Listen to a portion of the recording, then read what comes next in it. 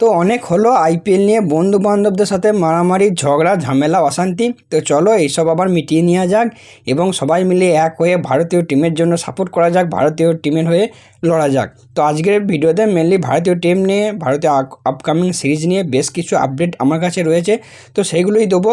তো দেরি না করে চলো ভিডিওটা তাড়াতাড়ি শুরু করা যাক। আর এই চ্যানেলে এরকমই ক্রিকেট রিলেটেড যে কোনো নিউজ আপডেট সবার আগে জানার জন্য বা দেখার জন্য চ্যানেলটিকে সাবস্ক্রাইব করে নিও এবং বন্ধুদের সাথে শেয়ার করে দিও। সো চলো ভিডিওটা শুরু করা যাক। তো প্রথমেই কথা বলবো ভারত বনাম আফগানিস্তানের one and only test match নিয়ে, বা টেস্ট সিরিজ বলতে পারো, সিরিজ বলবো না যেহেতু একটাই ম্যাচ, সেই জন্য টেস্ট ম্যাচই বলবো। যে আগামী 6 তারিখ অর্থাৎ শুক্রবার থেকে শুরু হতে চলেছে, শুক্রবার নয় শনিবার থেকে শুরু হতে চলেছে ভারত আফগানিস্তানের ওয়ান অ্যান্ড অনলি টেস্ট। তো সেই টেস্টের জন্য ভারতীয় প্লেয়াররা অলরেডি তারা ক্যাম্পিং শুরু করে দিয়েছে বা টিমের সঙ্গে যুক্ত হয়ে গেছে, যেখানে বেশ কিছু প্লেয়ারকে আজকে প্র্যাকটিস করতে দেওয়া গেছে, যেখানে রয়েছে যশস্বী জয়সওয়াল, কুলদীপ যাদব, ঋষভ পান্ত, এই সমস্ত কিছু প্লেয়ারকে জয়েন হতে দেখা গেছে এবং শোনা যাচ্ছে যে বাকি প্লেয়াররাও 2-1 দিনের মধ্যেই যুক্ত হয়ে যাবে।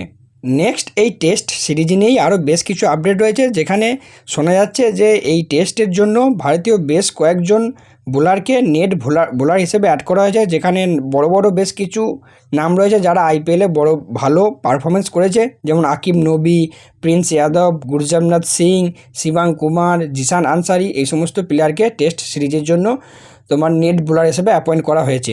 কিন্তু এখানে প্রশ্ন একটা থেকে যাচ্ছে যে হবে তো মাত্র একটাই টেস্ট, মাত্র 5 দিনের খেলা, তার আগে 3-4 দিন প্র্যাকটিস করতে পারবে। এই 3-4 দিন প্র্যাকটিসের জন্য 4-5 জন নেট বোলার, আসলে ভারতীয় টিমের প্ল্যানটা কী? তো আমার যেটা মনে হচ্ছে যে এই যেহেতু তারা আইপিএল আলাদা আলাদা ফ্র্যাঞ্চাইজির সঙ্গে যুক্ত ছিল, ভারতীয় টিমের যে কোচিং স্টাফ রয়েছে তাদের সঙ্গে যুক্ত ছিল না, সেই জন্য তারা কাছ থেকে দেখতে পায়নি প্লেয়ারদেরকে। এই প্লেয়াররা ভালো পারফরমেন্স করেছে, এবার নেটে তারা কেমন কী পারফরমেন্স করছে না করছে সেটাই দেখবে, তাদের উপর ফোকাস রাখা হবে এবং তারা যদি ভারতীয় কোচিং স্টাফকে প্রভাবিত করতে পারে বা ইমপ্রেস করতে পারে, তাহলে পরবর্তীকালে হয়তো ভারতীয় টেস্ট টিমে বা ভারতীয় দলে সুযোগ পাবে। তো সেটারই একটা বলতে পারো এক প্রকার ট্রায়াল নেওয়া হচ্ছে। তো আমার তো পার্সোনালি এটাই মনে হয়, বাকি তোমাদের কী মনে হয় এই ব্যাপারটা নিয়ে অবশ্যই কমেন্টে জানিও। তো যাই হোক, আমরা কথা বলবো আজকে আমাদের পরবর্তী আপডেট নিয়ে, সেটা হলো বিসিসিআই রোহিত শর্মা এবং হার্দিক পান্ডিয়াকে ইনফর্ম করেছে। বিসিসিআইয়ের যে সিওই বা সেন্টার অফ এক্সেলেন্স রয়েছে, যেখানে ফিটনেস টেস্ট নেওয়া হয়, সেখানে রিপোর্ট করতে বলা হয়েছে দুজনকেই, তাদের যে ইনজুরি হয়েছিল সেই ইনজুরি এবং তাদের এই ফিটনেস নিয়েই, যেখানে শোনা যাচ্ছে অলরেডি হার্দিক পান্ডিয়া সেখানে যুক্ত হয়ে গেছে এবং সে সেখানে ওই ফিটনেস নিয়ে টেস্ট নিয়ে কাজ করছে বা ফিটনেস টেস্ট দিচ্ছে। এবং এটাও শোনা যাচ্ছে যে হার্দিক পান্ডিয়া খুব সম্ভবত এক সপ্তাহ সেখানেই থাকবে, যেহেতু সামনেই আফগানিস্তানের বিরুদ্ধে ওডিআই সিরিজ রয়েছে। সেই আফগানিস্তানের বিরুদ্ধে ওডিআই সিরিজের জন্যই তাদেরকে সেখানে ডাকা হয়েছে বা তাদের ফিটনেস টেস্ট নেওয়া হবে, এরকমটাই শোনা যাচ্ছে। আমাদের পরবর্তী আপডেট, বিসিসিআই ভারতীয় টিমে একজন নতুন কোচিং স্টাফ অ্যাড করেছে, সেটা হচ্ছে স্পিন বোলিং কোচ, যেখানে সাইরাজ ভুটেলা এনাকে একজন স্পিন বোলার কোচ হিসেবে ভারতীয় টিমে যুক্ত করা হয়েছে। দেখা যাক, ভারতীয় স্পিন বোলিংটা এখন সত্যি কথা বলতে দুর্বল, দেখা যাক তিনি প্লেয়ারদের সঙ্গে কাজ করে কতটা কি ইমপ্রুভ করতে পারেন বা আমাদের স্পিন ডিপার্টমেন্টটাকে কতটা ইমপ্রুভ করতে পারেন, সেটাই দেখার বিষয়। যাই হোক, নেক্সট আপডেট হচ্ছে আমাদের পরবর্তী আপডেট, সেটা হচ্ছে ভারত এবং আফগানিস্তানের মধ্যে টি20 সিরিজ নিয়ে। যেহেতু এই সামনেই টেস্ট এবং ওডিআই সিরিজ রয়েছে, তবে আজকের রিপোর্ট অনুযায়ী শোনা যাচ্ছে যে ভারত এবং আফগানিস্তানের মধ্যে সেপ্টেম্বরের একটা 3 ম্যাচের টি20 সিরিজ হবে, যেখানে হোস্ট হবে কিন্তু আফগানিস্তান। এটা তো ঠিক আছে, বাট সবথেকে ইন্টারেস্টিং ব্যাপার এটাই, এই যে আফগানিস্তান হোস্ট হবে, তাদের যে হোম গ্রাউন্ড বা হোম ভেন্যু সেটা হবে কিন্তু ভারতেই।